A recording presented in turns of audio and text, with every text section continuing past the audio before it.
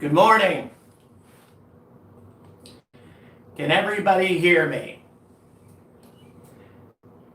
If so, go ahead and post on Discord.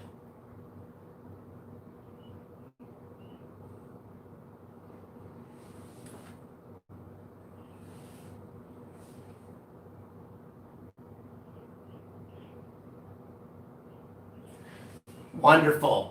I'm thrilled to hear it. Welcome to our first live streaming event. I'll go ahead and start out by saying, please bear with me. This is my first time doing anything like this. I'm sure we're going to have some technical issues along the way. But in any event, I know that you folks are patient. You're good fans, always have been. I really appreciate that. And so we'll get right into the topic here. And we'll be doing these every Sunday. And once again, everybody's welcome to attend. It's the folks who are subscribers, who are Patreon subscribers, that will participate in the question and answer portion. And if you want to become a member, as of right now, you can go to the description of this video, and I have it laid out as to how to do it. And you can get set up within a couple of minutes and start asking questions as well. So bear with me for just one moment while I get myself a little bit set up logistically here.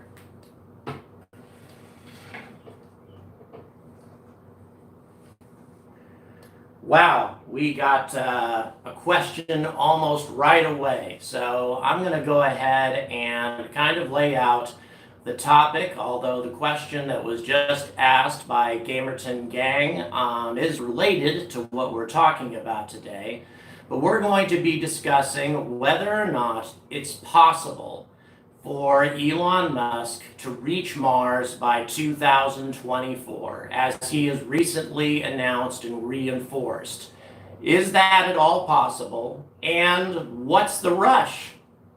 So, I can understand, just to start with an introduction here, as to why he would be so pressed and why he would be in such a rush. It's been half a century. Wernher von Braun had an intention of getting us to Mars a very long time ago. He was going to use nuclear rockets in the upper stage of the Saturn V, as many of you know, in order to reach Mars by the 1970s or the 1980s. I mean, he had very aggressive, ambitious plans that never came to light. And so Elon Musk is clearly trying to make that happen now, and with all the energy and speed he can put into it. But still, 2024, I mean, it goes beyond even what I thought. So I'd like to hear your thoughts. First of all, about, let's just get a kind of a show of hands. How many of you folks think it's possible? How many of you folks think that this is something that Elon Musk can do?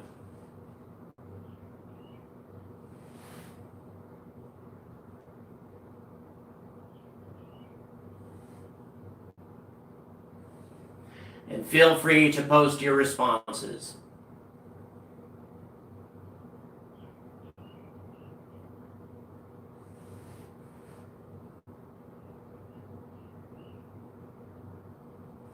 Do we have a vote of confidence or not?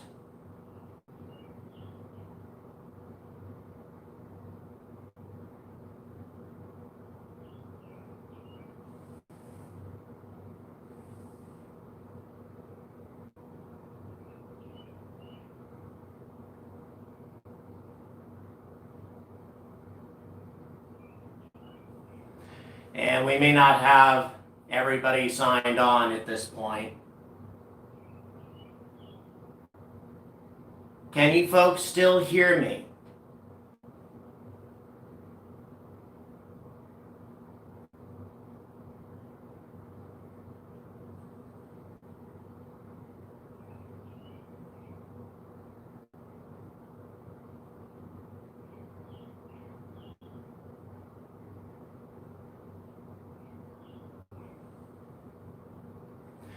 All right, that being the case, how many of you folks think that it's doable or not?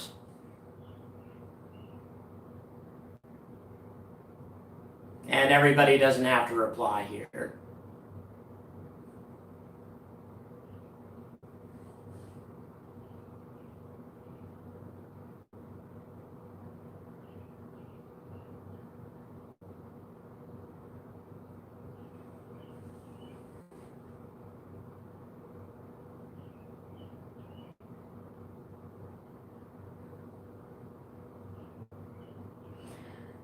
I just got a response saying doable if not encumbered with 200% risk aversion. And yes, I would say that that makes a big difference. And then followed up by I'm not advocating a suicide mission, by the way. And certainly I wouldn't advocate that as well. Thank you very much. And that came from Evil Jet. Or I'm sorry, that actually came from, I'm having a hard time reading this, Rake. Perhaps I need to do something about the sunglasses. You know something? Let's go ahead and make that an exclusive to streaming videos, huh?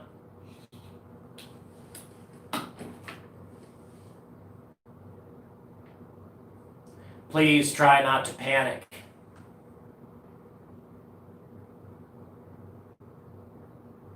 RXKE, I believe. It's in dark red and a little difficult to read. All right, so we got one vote saying a possibility. So, as far as I'm concerned, it seems like there's a lot of barriers here. I mean, we're not just talking about the creation of the Starship. There are many, many other things that make 2024 a very, very difficult target. I mean, it's, for one thing, the risk aversion concept that was just mentioned. NASA has not approved a single human-rated vessel, not one, since the space shuttle that did not have an abort system. So, is NASA going to approve any vessel this quickly that does not have an abort system? So, if they don't, and if the FAA also refuses to do so, the FAA and NASA tend to work in close tandem.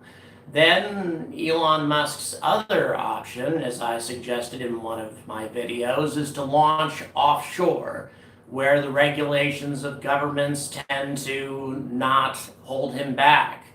But if that's the case, then he's going to be facing his own issues there as well. So we're looking at floating platforms and that sort of thing. And by interesting coincidence, Elon Musk has also discussed that.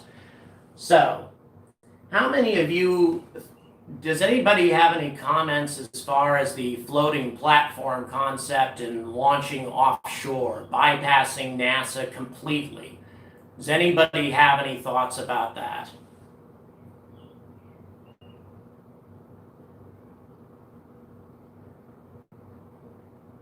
And you folks know where to find this, correct?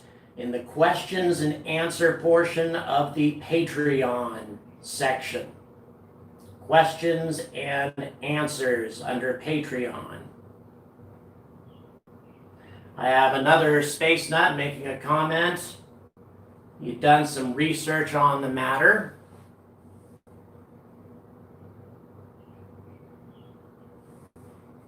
And I've also done some research, by the way. But I'm interested to hear your opinions. That's what this is all about.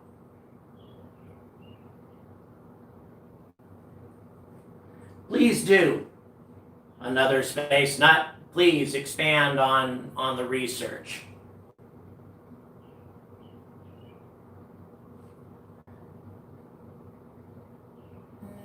So we just got a comment saying, which will be totally doable at the rate that they build. Once they have a successful launch, just send prototypes on the way. Let them break. I've thought about that concept as well, and that was a comment made by RXKE. I'm sorry, I have no idea how to pronounce that tag, but in any event, Yeah, that's a thought I had. In 2022, launch a few prototypes towards Mars.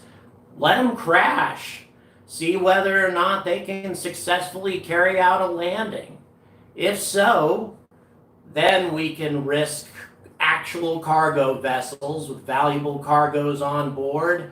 And then after that, if we have successful landings with cargo ships, then we can proceed with human missions. And Evil Jeff has just made a comment. What are my thoughts about other things that are needed for a Mars base other than transport, and how is SpaceX going to meet accommodations such as power, local risk, possible biology, but mainly government intrusion? Wow, that's a pretty broad topic. If they're going to carry all of this out in that kind of time frame, then I would say they're going to have to rely on their own systems. The Boring Company can certainly provide subsurface habitation. That would be amongst the first cargoes that I would bring, and this assumes that they're not getting help from somebody else. This assumes that they're going it alone. One moment, please. It's early here, or at least it feels early to me for a guy who stays up late making videos. So yeah, that would be one thing that I would advocate is amongst the first cargoes that are brought, bring equipment from the Boring Company, which is going to be a lot of mass. That's going to be a big commitment. I would prefer to see other sorts of structures that are 3D printed from Martian regolith, in which case you don't need to bring such massive pieces of equipment, but rather 3D printers instead and that sort of thing. But those sorts of innovations are from other companies. And those are companies that have worked in conjunction with NASA and have received money from NASA. So are they going to get NASA agitated by working with a company that just bypassed them? So, that is an issue. So government intrusion is something that we keep stumbling across here. If Elon goes it alone and bypasses government regulations, then that means he goes it alone in a lot of respects, which may cut him off from a lot of different kinds of support. So these are channels. Now, another space nut has made his comment about offshore, and he's talked about a mining rig. So that's certainly an interesting possibility. There's thousands of these in the Gulf, and that's very true. Many of which are not actually currently being used. Something that we could pick up cheap. So in any event, that would be a very good idea. And then also, another space nut has just suggested taking the starships apart and making habitats with them and covering them with regolith for radiation protection. That is a really good idea. I would say that's a significantly better idea than the Boring Corporation, in my opinion. That's a whole lot easier to accomplish, doesn't require that they bring any cargo, and, certainly provides the necessary protection from radiation. It might not be very comfortable to begin with, but we're just talking about putting boots on Mars in 2024. I think that's a heck of an idea. And by the way, and another space nut, if you can upload that paint drawing of repurposing mining rigs, if you're interested in doing that, I think that we would be very interested in seeing that on the questions and answers portion. All right, Evil Jeff on board again. Doesn't see much outreach from SpaceX to other suppliers of other needed surfaces. Solar's tough on Mars. Without government backing, it isn't going to happen. And yeah, I would say that is a possibility. I would say that it's going to be a lot tougher. Oh, and we just got that picture uploaded. Thank you very much, Another Space Nut. I really, really appreciate that. So yeah, excuse me, oil rigs offshore. I think that's a very interesting idea. You know, even if Elon decides to go with government support, launching from there is not a bad idea anyway. It minimizes the chance of debris or a faulty rocket, crashing in places that they don't want it to crash, especially given the mammoth size of the Super Heavy and that sort of thing. I would say for safety purposes, it might be a good idea to launch these vehicles offshore. But yeah, I also tend to agree with you, Evil Jeff. I don't necessarily think that it's going to be impossible without government support, but I do think that it's going to be incredibly difficult. It's going to be very, very challenging. And Another Space Nut has just made some comments, by the way, on the picture that he just posted, in terms of explanations as to how you would make use of a oil platform for launching. So, very interesting indeed. And then he just uploaded another picture of an oil rig. Okay, and I will call you just Jeff. No problem. Gamerton Gang just made a statement.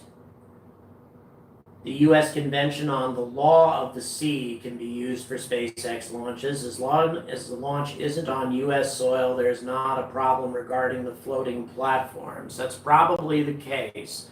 There may be some other restrictions. Some was mentioned in terms of whether or not the Starship might be interpreted as a missile or something along those lines.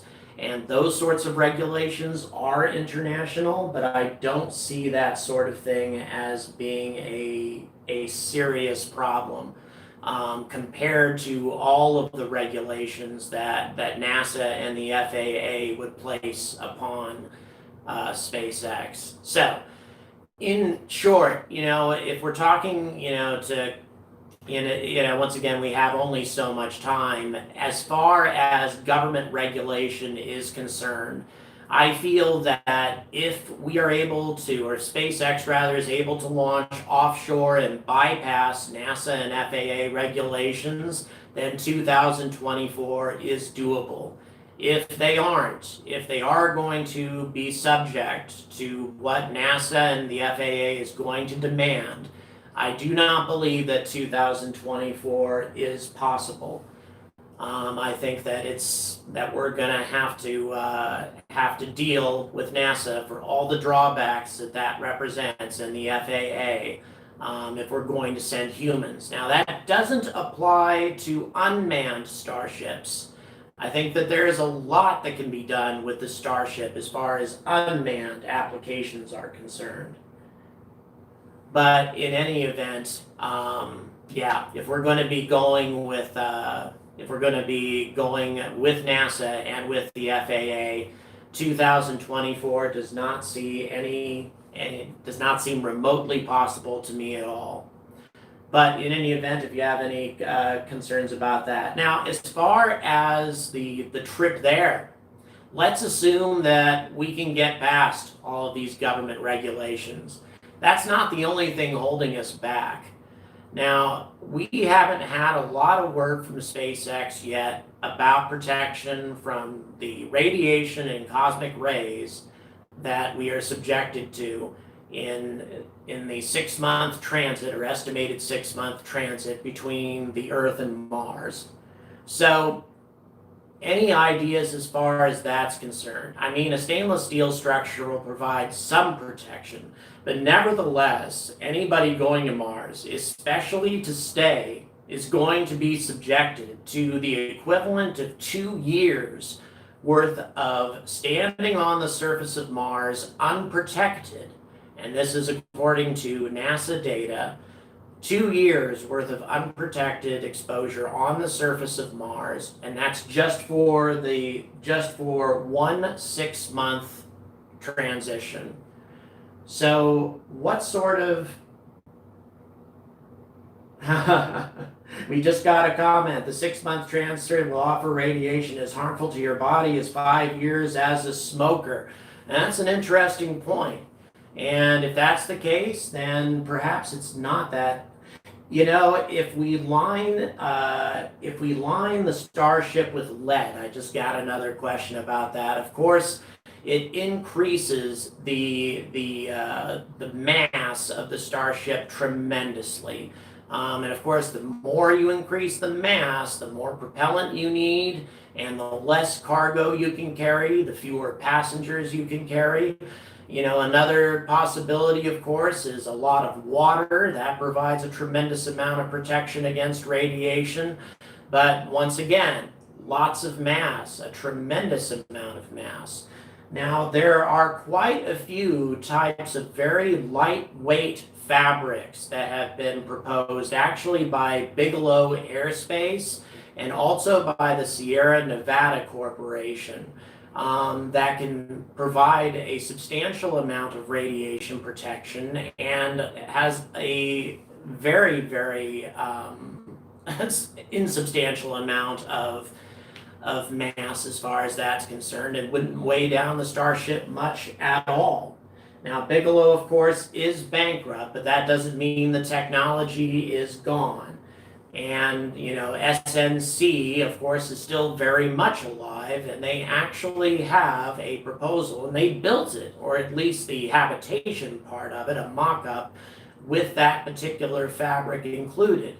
So, if the technology exists, and of course a bankrupt company would be pretty easy to acquire the technology, that might be a possibility to line the Starship's hull with that sort of protection. But that would be another possibility. And we just had another post. This one was from New Scientist. Thank you, another space nut.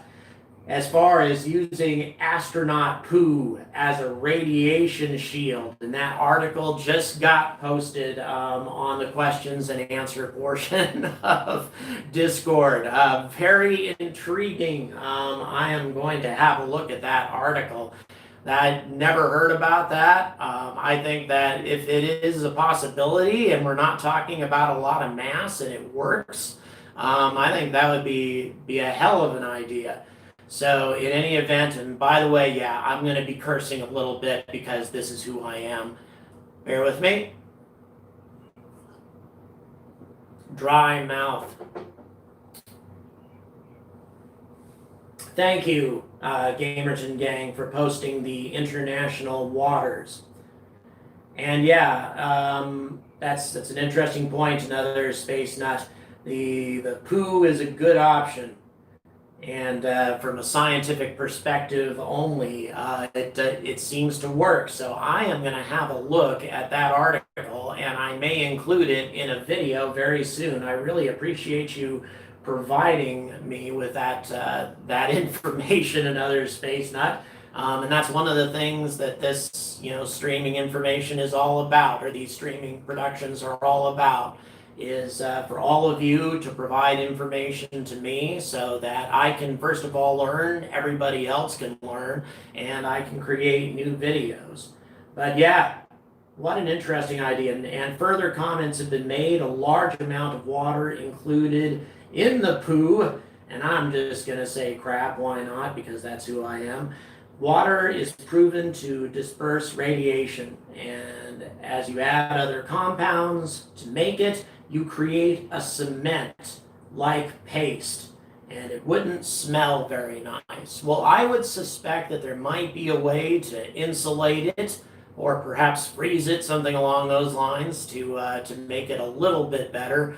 But, once again, that would be a matter for engineers. But I am most intrigued to see what might happen there. And then another comment has just been made that urine might also work. Of course, that has some of the same drawbacks as water. I'm not sure if urine is more effective than water. That would be an interesting possibility.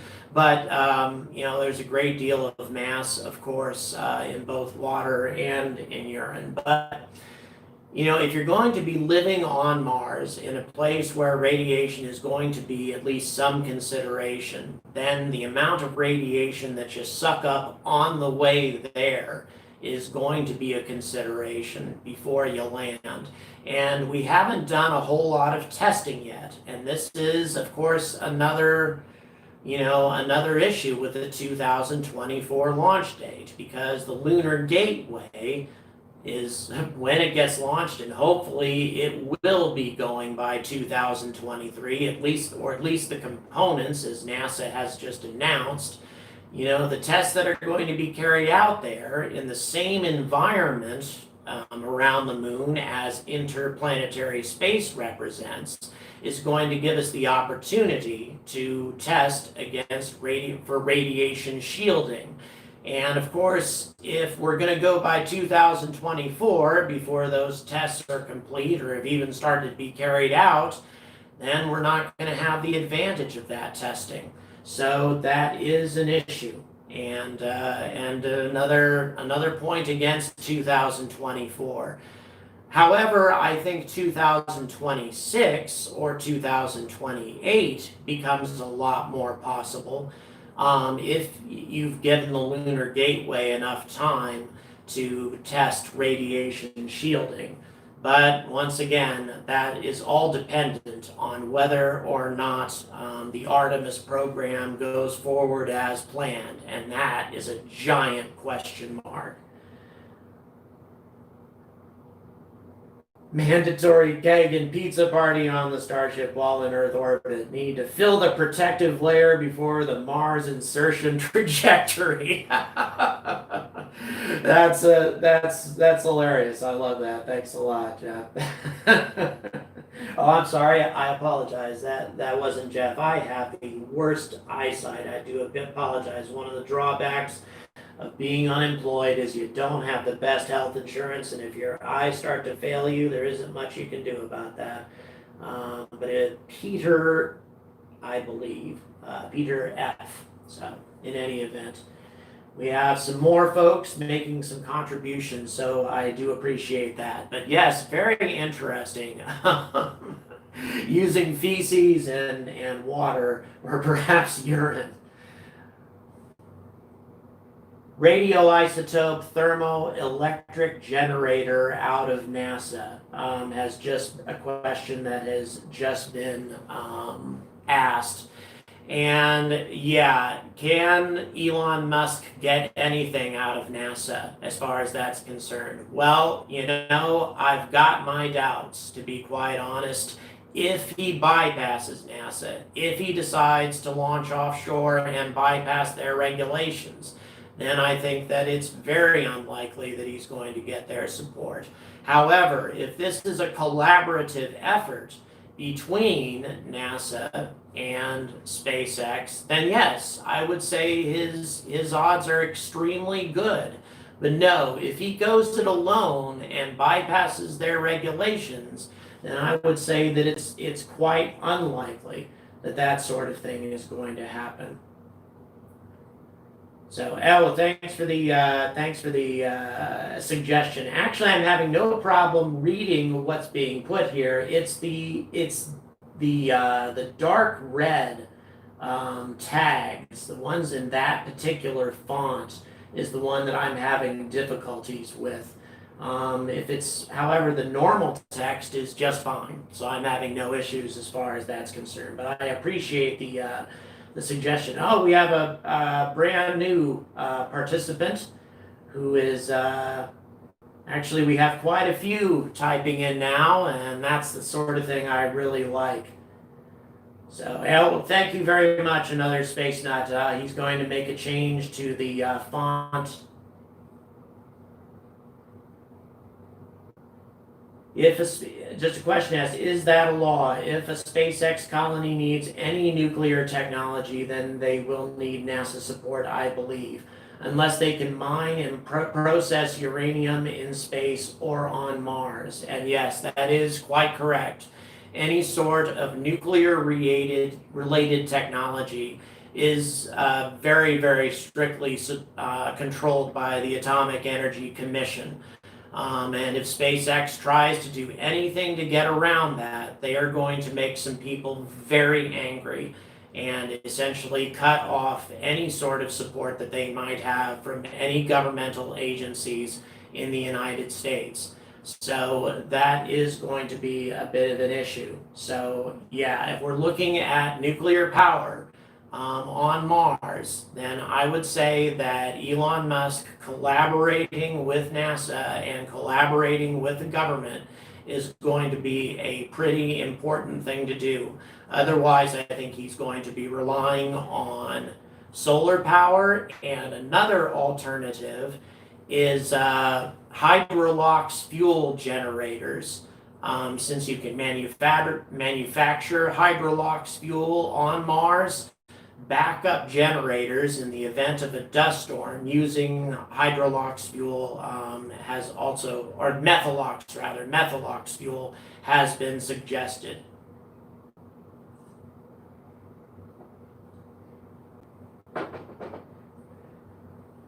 So, would I like to go to Mars? Yes, I would. And I'd say that without any hesitation.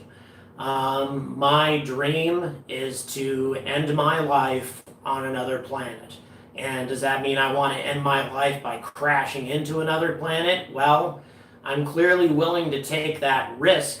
But yes, if I were to get the opportunity and my children were fully established in their lives, once they have self-sustaining careers, then yeah, I would take that risk and I would go to Mars. There are so many wonders there that I would give anything to see in person. And I would be willing to take a very substantial risk and endure quite a lot of hardships in order to experience that. To be part of mankind's first effort to reach out to the other planets in the solar system, absolutely. Absolutely, I would do that. All right, we're getting comments all over the place now. Yeah, NASA will have, Andy's just made a comment that NASA will have no other choice but to partner with SpaceX. If they want to be a part of the future, it'll just be a matter of time before he starts venturing out into other elements like a moon base, Mars City, that sort of thing. Also, some mention of hydroponics, mining, construction. By the way, another space nut, he wants to go to Mars. Gamerton Gang just asked about hiking Olympus Mons together. Well, it depends on what kind of shape I'm in by then. However, the actual the grade of Olympus Mons is not that significant. The initial plateau is rough, and that's saying quite a lot. The plateau that it's on is colossal. But once you've gotten over that, it's actually only about a 5% grade all the way to the top. And then once you're at the top, there are 5 calderas there that stretch 50 miles across and are 2 miles deep. In other words, twice the depth of the Grand Canyon. And again, I would do anything to see these sorts of sites. Of course, we'd be talking about a lot of radiation there, but by the time I'm able to get to Mars, I'm going to be pretty old anyway. So at that point, I really don't think I'll give a damn about cancer. I really don't. So Mars gravity is 1/3 of Earth, asks Jeff. How would you use that? Well, of course, there's a lot of ways to use that.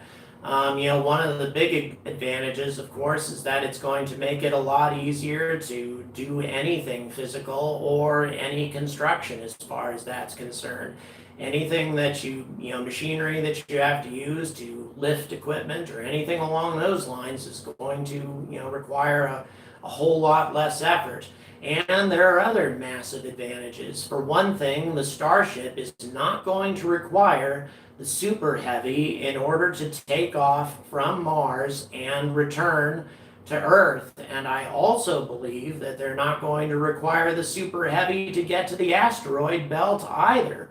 Of course, getting back from the asteroid belt is a bit of a problem unless you have a fuel depot located there. But nevertheless, yeah, that is a huge advantage of 1/3 gravity, is the fact that Martian settlers are not going to be trapped in this huge gravity well that Earth has, and will be able to leave the planet's surface and a lot easier.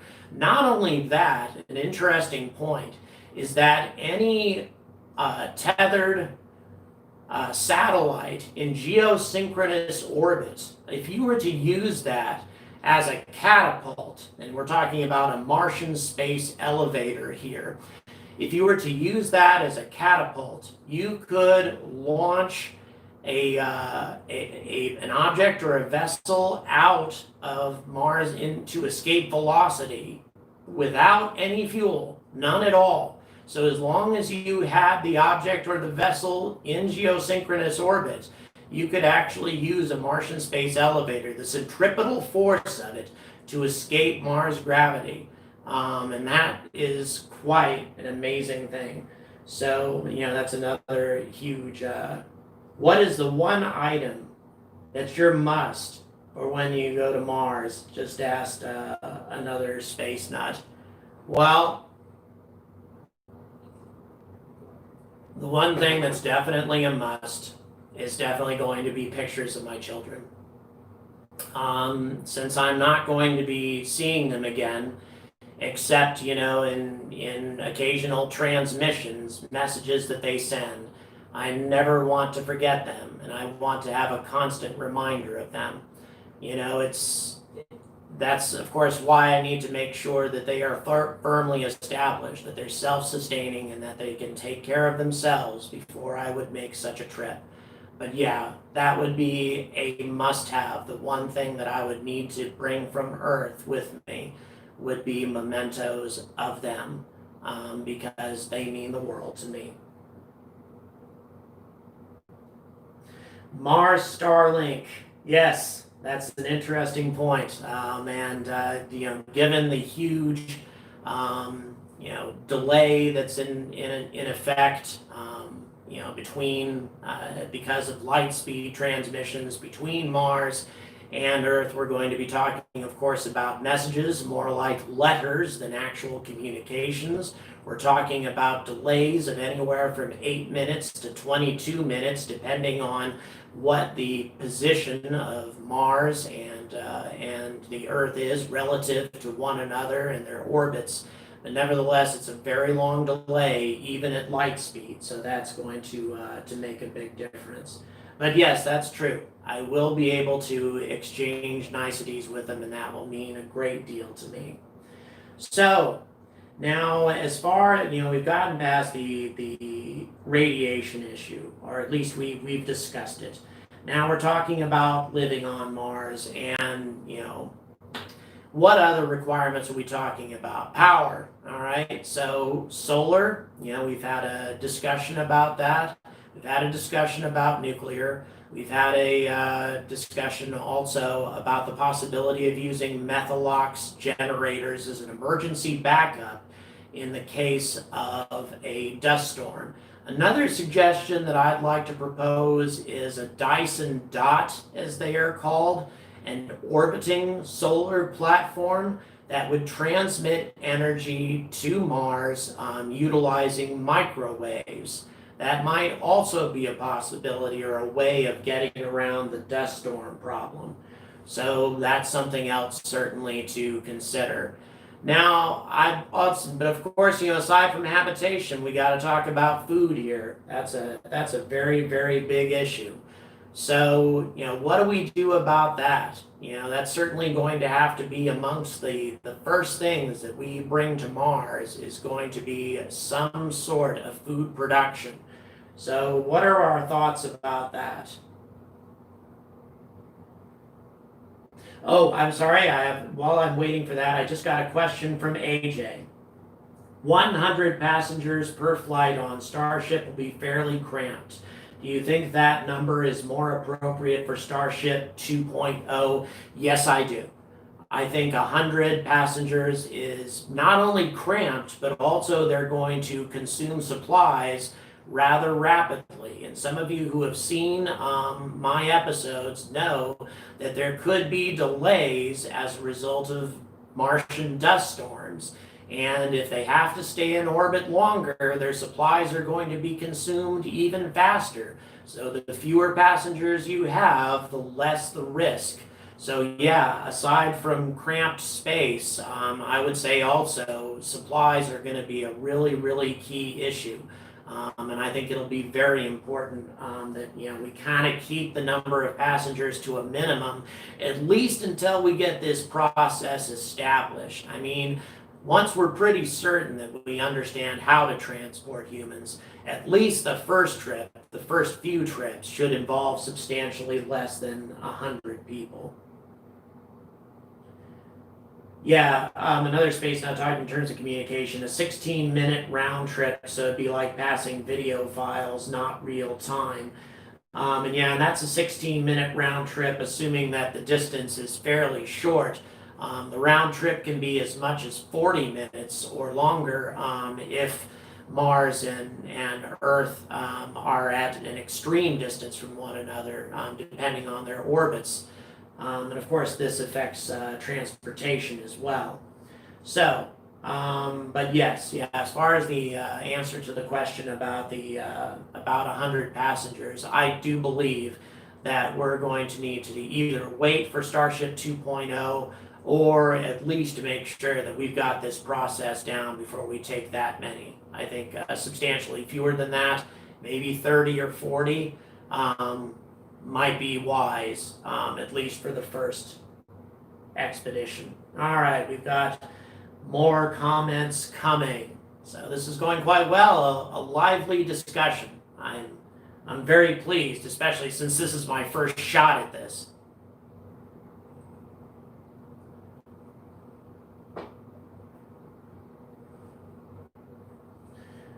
Starship Earth to Earth will not require super heavy either, correct? Do you think it's viable? It will be loud. Actually, Starship Earth to Earth will require super heavy. That's how extreme the Earth's gravity is.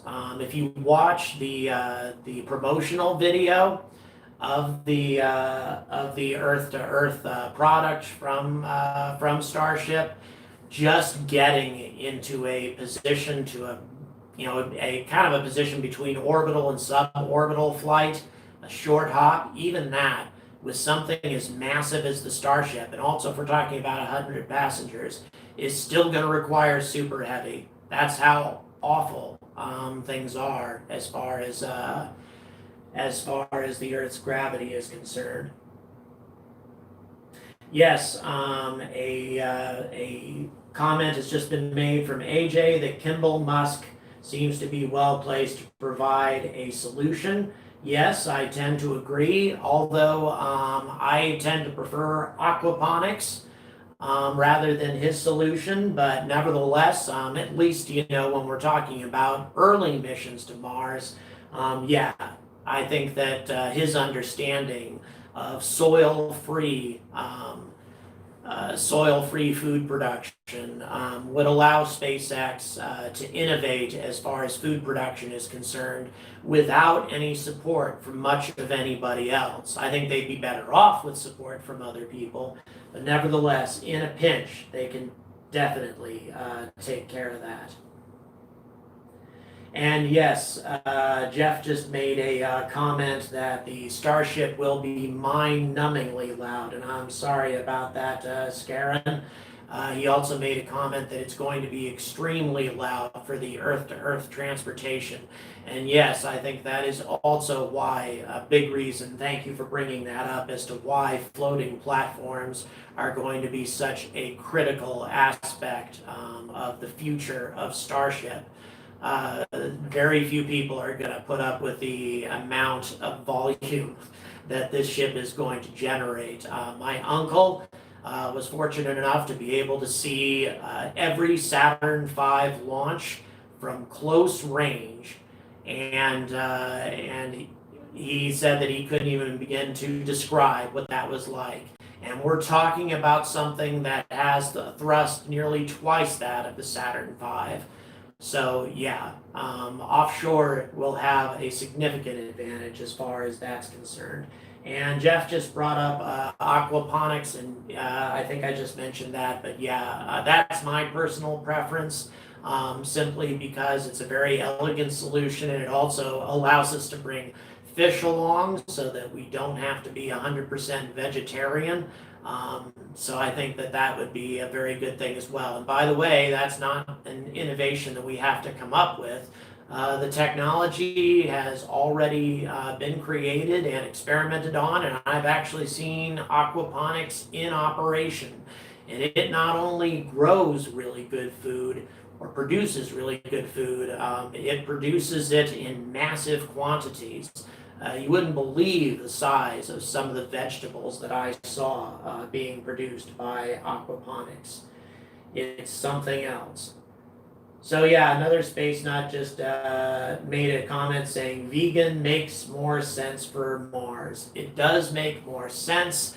However, in terms of creature comforts and in terms of morale for people who may not be thrilled about a vegan lifestyle, it's aquaponics is an option.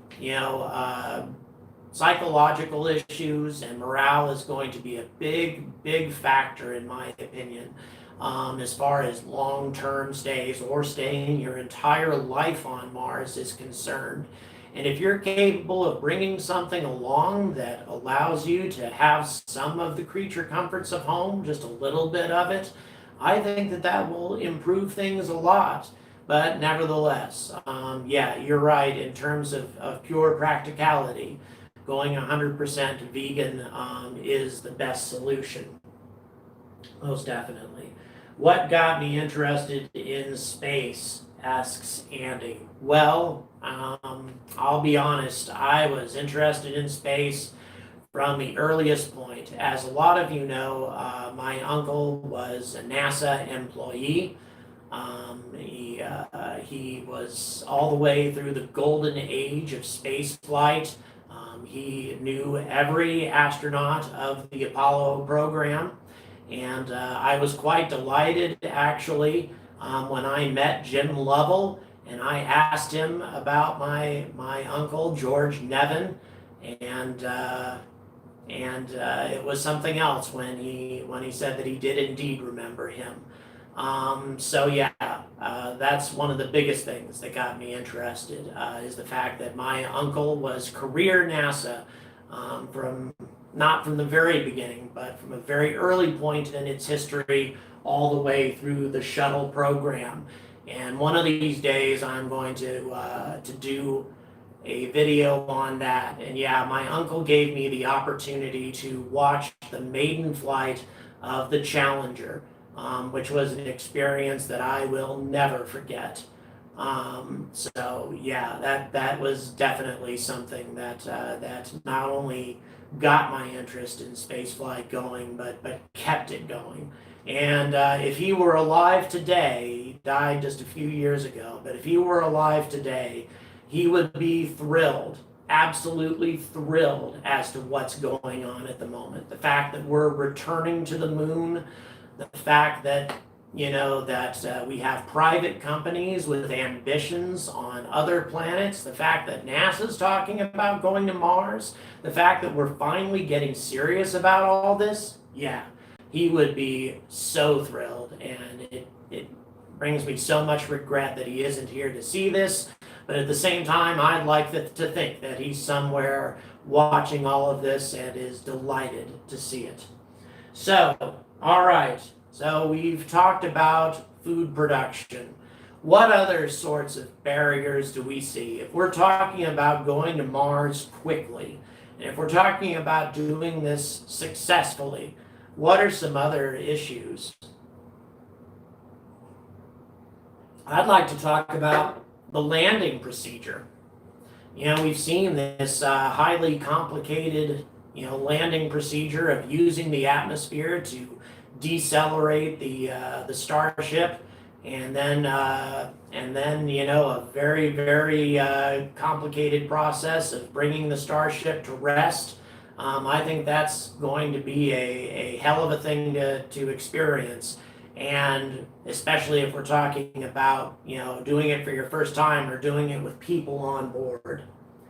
And yeah, AJ just made a comment saying landing could be tricky. We haven't seen how good the legs will work. And yeah, it's a very good point.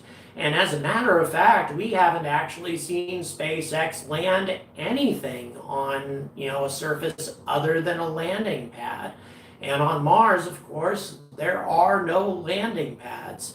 And, one of the first things I think that should be brought along on the cargo starships would be some sort of automated system to create a landing pad, 3D printing or something along those lines to create a flat surface.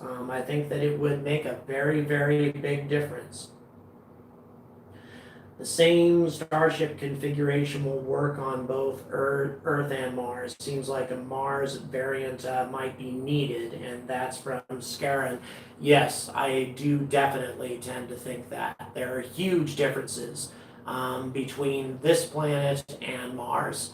For the atmosphere, of course, being the most obvious thing, the gravity being a big issue, trying to decelerate with a much higher gravity pull. But then again, you also have a much denser atmosphere, so that can make a difference. But nevertheless, we're not looking at landing in the same way.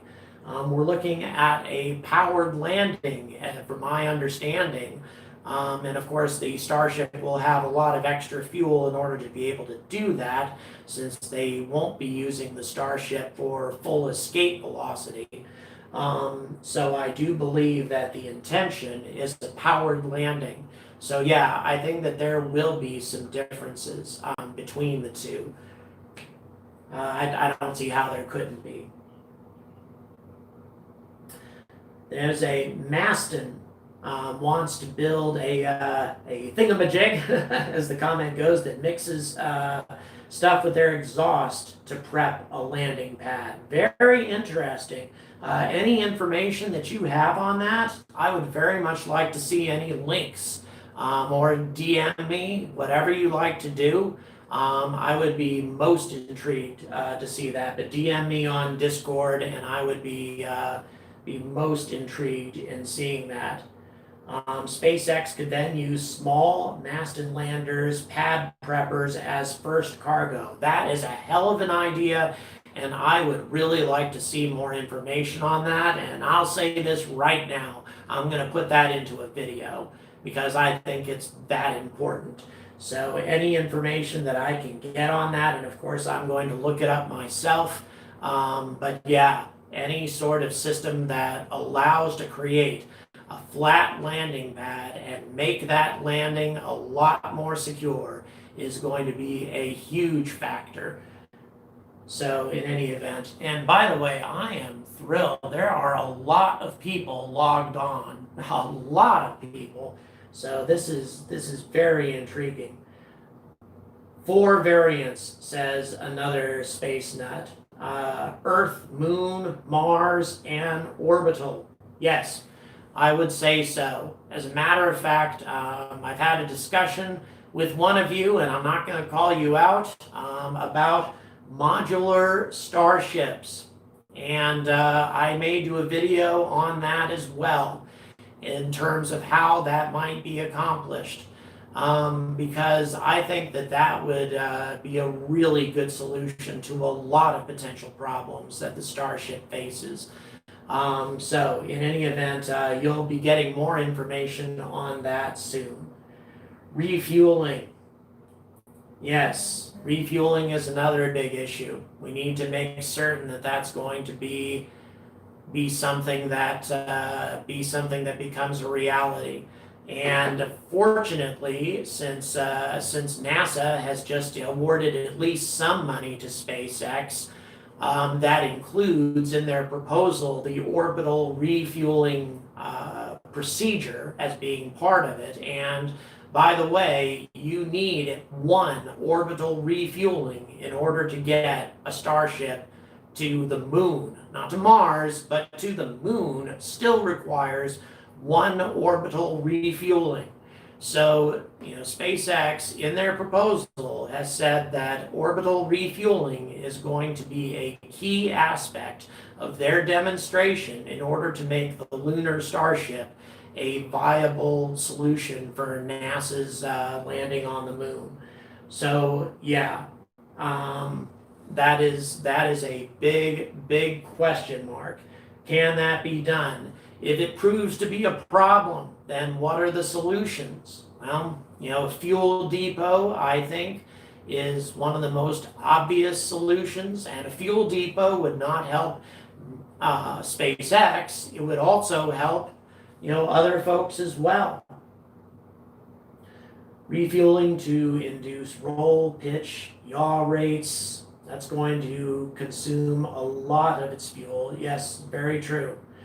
Very true. I think that the amount of fuel that the Starship has left in order for course corrections and as far as anything that they need to do during the transition to Mars, fuel is going to be at an absolute premium. And the more fuel that they can get in orbit. Thank you so much. Article was just uploaded for the instant landing pads. And by the way, this was for Artemis and not for Mars, but nevertheless, there's no reason why it can't be used for both. And thank you very much, not only that, but also for the picture demonstrating the procedure. That's intriguing, very intriguing. So yeah, let's see here. And with a fuel depot, you have to counter boil off of cryo fuels, says AJ. Yes, that is true. I did a video about fuel depots, however, and NASA has actually experimented with a system that uses a combination of insulative layers and also sun shields and active refrigeration that led to 0% boil off in vacuum. 0%. And I will be happy to post a link on that particular video. But a fuel depot in orbit with 0% boil off is theoretically possible. It was tested in vacuum and it proved to be successful. And by the way, that was with hydrogen fuel, liquid hydrogen, which boils off a lot worse than methalox fuel. So I think that that represents a problem, or represents a possible solution. In terms of an answer to your question, Scarin, I will research that. I believe that the test also included, if there was any boil off whatsoever, and we're talking about, in terms of tiny amounts of boil off. And it turned out that there was no boil off whatsoever in the amount of time that they tested it. And if you have 0 boil off whatsoever over the course of a few hours, then it's logical to presume that you could have either 0% or a very, very low boil off over a long period of time if you have no boil off whatsoever over the period of a few hours. But I will research that to see exactly how long the test took place. But yes, NASA did test a system that produced no boil off whatsoever. And as I say, it included multiple layers of insulation, a sun shield, and also active refrigeration, all of which would be very difficult to include on the Starship because all of that adds a heck of a lot of mass. So propellant boil off for the Starship is also going to be an issue, and a big reason as to why they need to keep the transition time between Earth and Mars to a minimal. All right. The Starship fabrication method, if scrolling at negative 45 degrees and a single seam, I'm afraid that I do not have a familiarity with that particular fabrication method. So I will definitely look that up for you. Thank you very much for bringing it up. That's most intriguing. So I will look that information up. It does kind of go outside the scope of what we're talking about in terms of getting boots on the moon by 2024. But nevertheless, I am very interested in that, and I will definitely check that out. And visiting spacecraft gets pushed. The ISS gets pushed back up by visiting spacecraft. That is actually very true, and one of the advantages that any spacecraft that provides resupply helps out with. And by the way, the Sierra Nevada Corporation is also proposing to do that with their Dream Chaser spacecraft, but we're going off topic with that. All right. Is it structurally sound for the landing with payload? Well, we don't know that until we actually test it. I mean, that's another big question, isn't it? I mean, so far we haven't even gotten this thing off the ground, and we haven't even seen the first prototype of the Super Heavy either. So these are a lot of question marks that need to be answered. And can we answer all of them on this kind of time frame? Boy, I'll tell you, I think that's going to be a significant barrier. I think it's going to be really challenging. I think Elon Musk's time frame here is super optimistic, but at the same time, the fact that he's shooting for it at all is a big difference. Thank you for bringing that up. The Cargo Crew Dragon cannot do it, although the Starliner would. Interesting. Well, another advantage then represented by the Dream Chaser, because they actually do provide thrust for the ISS. That's part of their proposal, which is another advantage of their particular system, which will be resupplying the ISS in 2021. Valles Marineris. How much more atmosphere and how deep is the valley? Well, the valley varies in depth widely, but it can be as deep as 8 kilometers or 8 kilometers, as many other people point out. And the atmosphere is about as dense as you get on Mars. We'll just put it that way. As in terms of exact readings and that sort of thing, one problem that we face is that we haven't landed anything there yet, and so we have not taken exact atmospheric readings at the very bottom of the valley. So as a result, only the orbiters provide us with information, and so our conclusions about the density of the atmosphere is given to us mostly by what we know from the rovers that are currently there. And so, that does make a difference. Thank you, Andy. 75 Patreon members. Yes, which means that we actually added one during our conversation here. Thank you very much. That's thrilling. Do appreciate that, Andy. So yeah, 75 of you have jumped in, and that is helping to secure the future of this channel. So thank you very much. And If any of you folks want to join to continue to participate in the discussion here on Discord, by all means, I would be thrilled to have you. Any LiDAR mapping of Mars? We have done extensive mapping of Mars, but as far as LiDAR is concerned, I'm not certain if the Mars Reconnaissance Orbiter has done that or not. I would be, if anybody else has any information on that, I would be interested to know.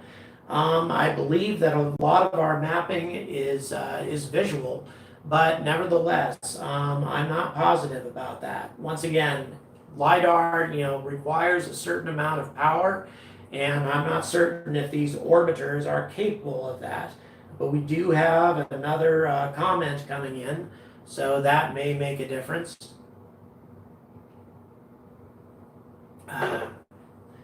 Thank you. Musk doesn't believe that LiDAR is necessary for the Tesla, says Peter. We just got a link about LiDAR from another space nut. Another space nut, would you? Yep, it looks like you're worth reading. Okay. So, really quickly, have we done it or have we not? Yes or no? You would happen to know that, another space nut. And if that's something you don't know right off the top of your head, then that's just fine, no problem. We have more comments coming in, but yes, more detail is required of the surface of Mars than what we currently have for safe landings, simply because, the more detail you have, the more you know about whether or not there's any small rocks or any other obstructions in the way, the smoother your landing is going to be, which once again is a big, big advantage for the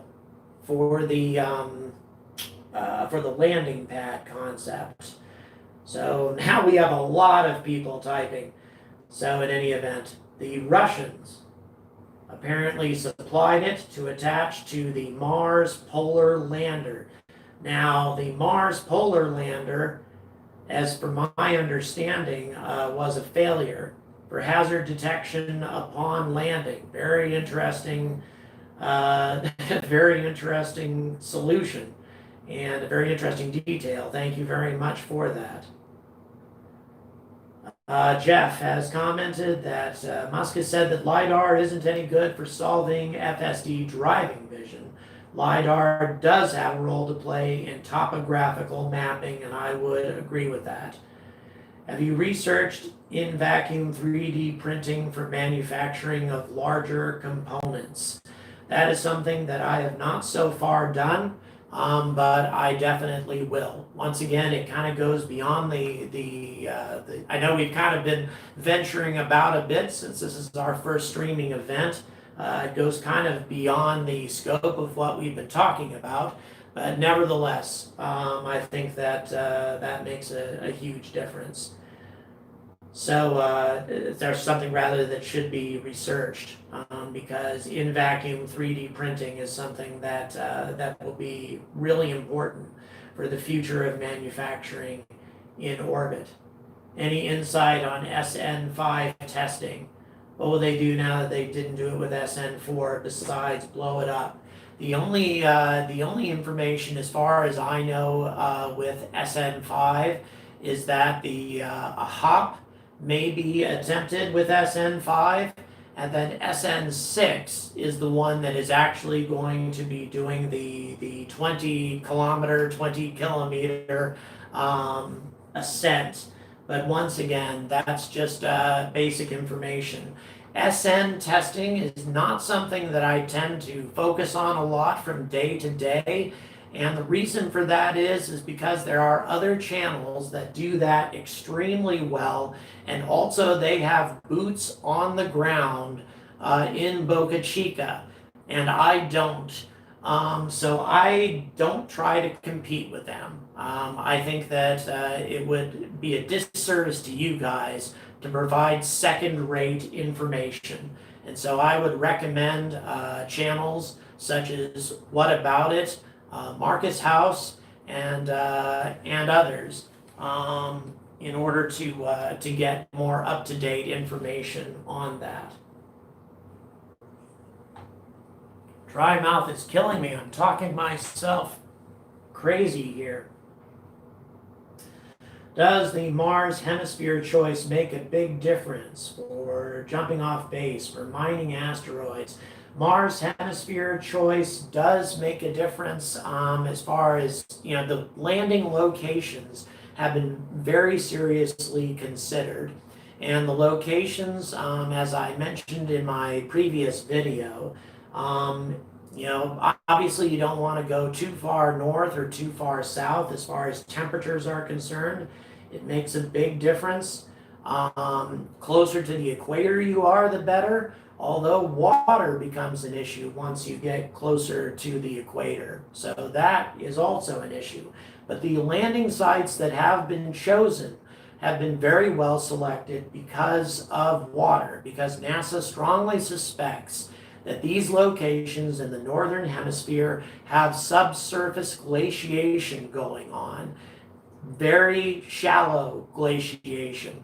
So as a result, there's a tremendous amount of water here, which has advantages in lots of different respects, both in terms of the obvious one, you need water, obviously, in order to survive, but also in terms of oxygen production, producing fuel, a lot of different things can definitely be done. Any chance Spaceship Mania can sell the Starship Super Heavy models combo? He sells the plans for them and not the actual model. Currently, no, he does not have plans for Spaceship Mania does not have plans. However, I may have another 3D provider that's willing to produce these for us at a reduced cost. So I'll be providing information on that very soon. So if you don't have a 3D printer, you may still be able to get these huge models. But I'm not going to talk too much about that either because we're straying outside the topic of the streaming content. Second level of detail and thoughts. Please keep hammering away on the second level of detail and thoughts. Yes, I would. Thank you very much for that. Yes, I think the hard questions need to be asked about all of this stuff.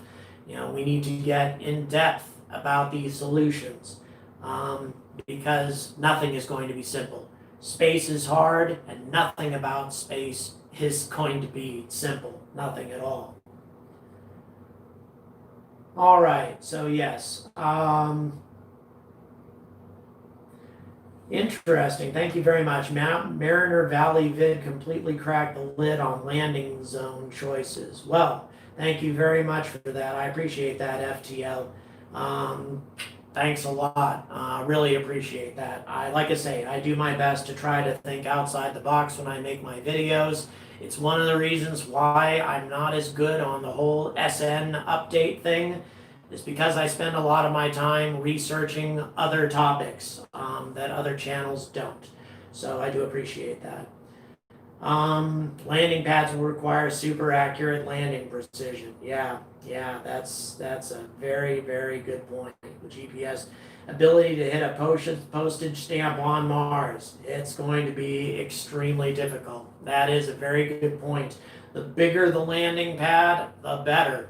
Yeah, that's going to be a huge issue, and it also presents a great danger to the landing, because the less accurate your landing, then the more dangerous the landing is going to be. If you're off target by a significant amount, then you stand a very good chance of crashing your Starship. So that does make a big difference. Alt civilization stuff on Mars, the Three Towers area, that sort of thing.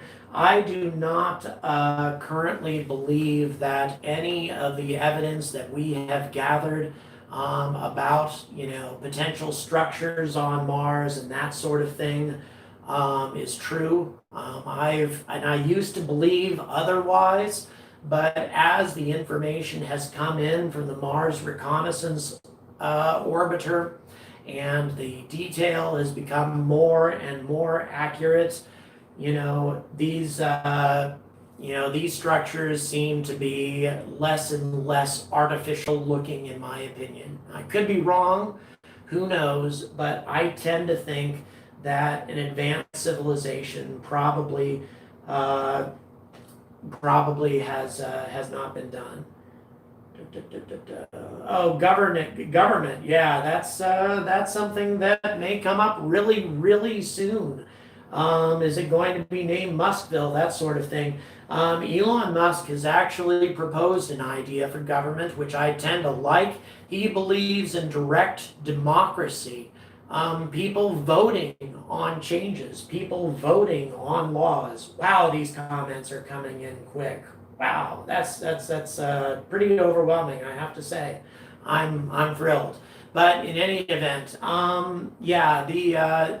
so direct democracy. He also believes that laws should require a 2/3 majority in order to pass, and a 1/3 majority to be repealed in case we have a problem with a law, if we pass a bad law.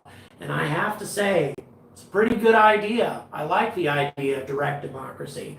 And it also eliminates the possibility of an Elon Musk dictatorship. He seems to be speaking in complete opposition to that idea.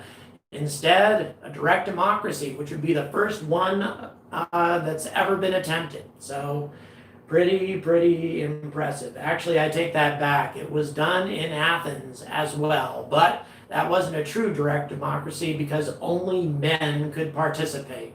So it would be the first of its kind. Enforce rules, take action. I'm reading another space nut.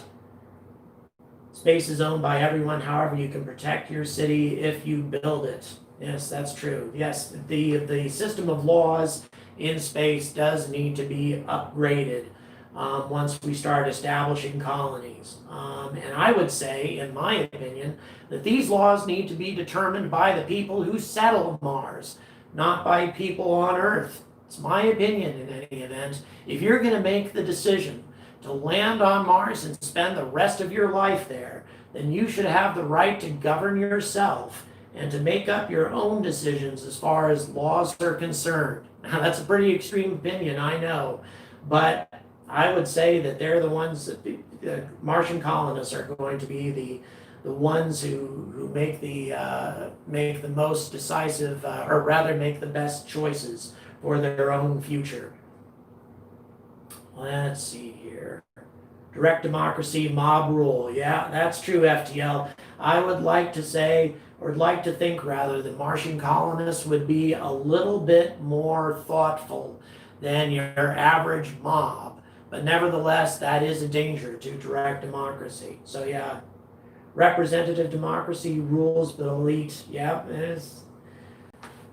there's a lot of different ideas.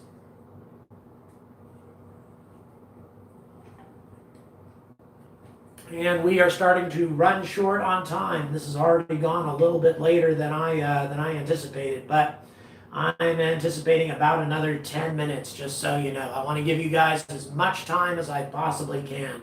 This has just been too much fun.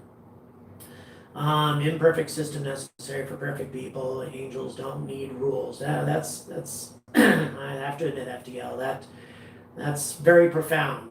Thank you very much for making that statement, and thank you for participating. Mars will be modified frontier justice. Yep. I would say that's quite possible. Although I would hope less chaotic. I would hope the people that decide to colonize Mars, because there's only two reasons to do that. Number one, for exploration, and number two, for the future of the human species. That's pretty idealistic. So I would like to think that the type of people that we have colonizing Mars are going to be very different than the types of people that we had on the American frontier, who were also doing this for monetary reasons, because their own, their economic situation on the East Coast was pretty awful in the 19th century, and they were looking for a better life. On Mars, you're not necessarily going to have a better life. In fact, you probably won't. It's going to be extremely tough. So I would say that you're going there because of, for the future of the species and exploration, leading to a different type of people. Mars regolith matrix LZ prep thought vacuum will certainly make it less chaotic. I'm afraid I must confess ignorance on that one, FTL. I am so sorry to be saying things like this. My knowledge tends to be a little scattered sometimes. But in any event, AJ is already saying thank you for having the session. I appreciate that. Thank you, AJ. You have your regolith, it will eventually bind and harden. Thank you for that. Another space nut. Theoretically, you could leave the first Starship hovering for a few hours to do the trick. Interesting idea. So yeah, Mars regolith matrix, and thank you for answering that question. Another space nut. A great answer to that question. So yeah, it would create a very solid construction material perhaps, and also for a landing zone, a landing pad. Again, the flatter your landing zone, the better your chance that you're going to have a safe landing for the Starship. So yeah, landing without causing dust. Yes, I get your point. Yeah, I would say once again, now that you've clarified that, thank you very much. And yes, I would say that is extremely important. It's just a hard substance in general is going to make a big difference. Kicking up tons of regolith is not going to be a great thing for the Starship. Wow, I've been talking a lot. I just run off at the mouth. All right. Sort of off topic, says Jeff. A video, asking for a video on exoplanet spectroscopy. James Webb, when it finally gets launched, by the way, should be able to tell us the chemical composition of exo-atmospheres. What if they find chlorophyll, that sort of thing. Yeah, I do intend to go a little bit off topic as far as exoplanets are concerned. So yes, I'll be talking more about beyond the solar system. I'll be venturing, into those regions every now and then on this channel.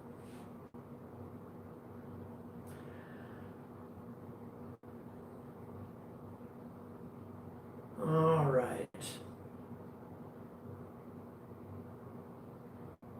Sun printer equals way too much area. Like I say, we definitely have some commentary going back and forth. So thanks, Jeff. Yeah, I say, and that's another good thing about these streaming events. Make some suggestions. And by the way, there's also a place on Patreon where you can vote for topics and that sort of thing. So you'll be able to vote on the topics of future videos. So in any event, another reason why I did these streaming events. So yes, James Webb is going to be making a big contribution to our discovery of all that. So yeah, I will be talking more about that, but it is off topic. So yeah, another space nut. I'd be very interested to see the superheating as to how to harden the landing site. So wow, we've been talking a lot about this. Time has been flying. We still have a little bit more time, but in any event, just like giving you another heads up. So yeah, this is very interesting. I'll be I'm going to be researching a lot of what you guys have contributed to this whole. And if I've missed some of these questions and comments, by the way, I apologize. These things have been flooding in. But in any event, I will be reviewing all of this. And yes, correct. Landing zone in the Valles Marineris would be a real duster. That's very true. A lot of dust tends to accumulate there. Thank you, AJ. So, let's see here. We have approximately 6 minutes left. 90-minute session. So in any event, I wasn't exactly planning on going that long, but we still have a lot of people logged in. So I'm staying put for a few more minutes for you guys. So do we have, is the soil actually wet? As far as the evidence that we've gathered so far, it only gets a little wet on a periodic basis. The vast majority of water on Mars freezes or evaporates very quickly.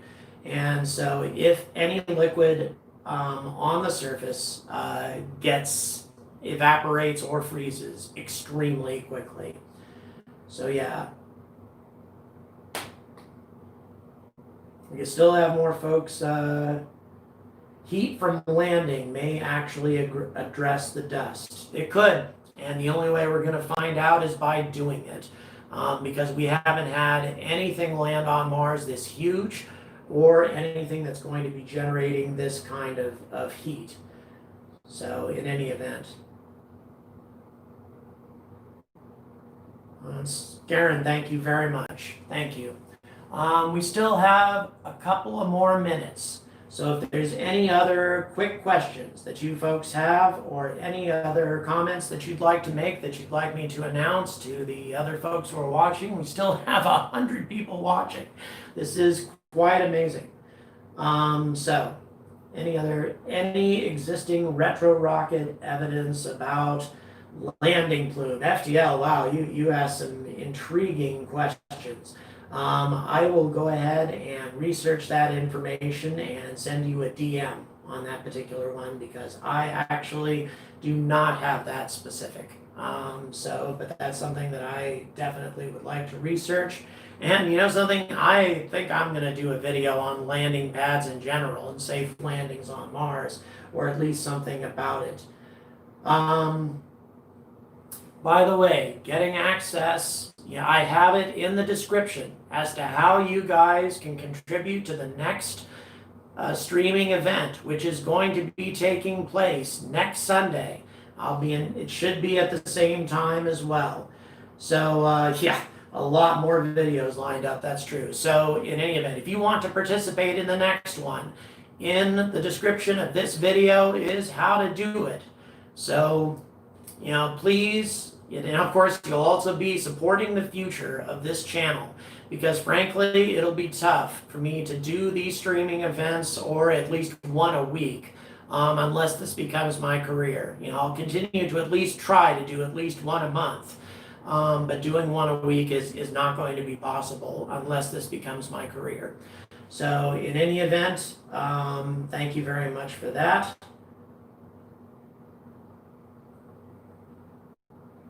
And FTL, I'm sorry, I misunderstood that last suggestion. I apologize, how I got here. In terms of, how I decided to do this, well, I got laid off and decided to throw everything into this channel. But yeah, I always wanted to create a YouTube channel, and decided space science and space flight was the subject that I had the most passion for. And so that's why I decided to do it, and it has taken off. As you guys can see, well over 4,000 subscribers now. So it is a huge, huge thing. But my background is I majored in history, but I am a face-to-face salesperson, and also I worked in nonprofit as a director of development for 7 years before, unfortunately, I had to be laid off because of financial problems with the nonprofit. But I felt a great deal of satisfaction in what I did there. And I have to admit, I don't want to go back to another career where I don't feel a sense of fulfillment and a sense of purpose with what I do. So, in any event, I am going to go ahead and cut off in 2 minutes. But yes, citizen scientist. Yes, indeed, FTL. That's absolutely what I am. So, wow. I'm overwhelmed. I actually didn't expect this much participation, or indeed this many people to be watching. It's something else. We still have more people contributing and typing in here, and we're just about to wrap up. But I'm gonna let these last two comments come in from another space nut and FTL. So we have our last two comments coming in, and then I will be signing off. Oh, Jeff is commenting as well, but. Yes, okay, I was suggesting talking about some other channels. Okay, thank you very much for that. Another space band. Thank you, Jeff. Thank you very much for that. FTL, I will let you have the last word. Thank you. Yes, To the Future is a fantastic channel. These folks did this, and I did that collaboration with them, and they made every difference. So yeah, Sebastian and Sichuan, they are fantastic people. And in my favorite space channel, including my own, by the way, my favorite space channel on YouTube. So, in any event, thank you very much for watching my first streaming event. This has been something else beyond all my expectations. If you want to participate in the next one, go to the description and you'll know how. Thank you so much for watching.